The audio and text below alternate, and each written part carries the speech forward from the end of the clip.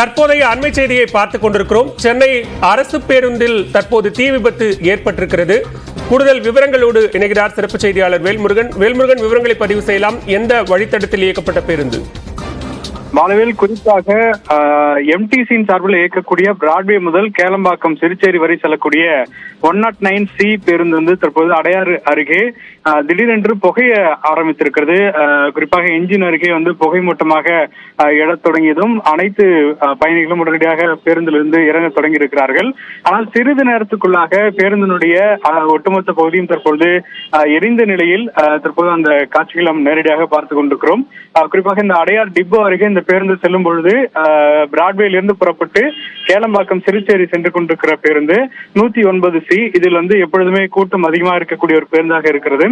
சமீபத்தில் எம்டிசியினுடைய பேருந்துகள் அவ்வப்போது பல்வேறு பழுதுகள் காரணமாக பல புகார்கள் எழுந்த வண்ணம் இருக்கிறது.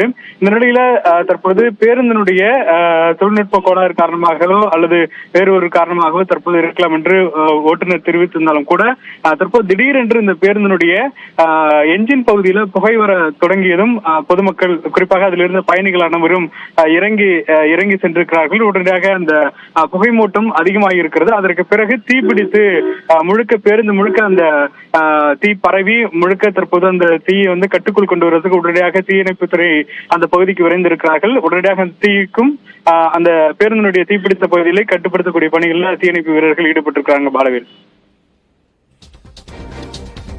நன்றி வேல்முருகன், விரிவான விவரங்களுக்கு.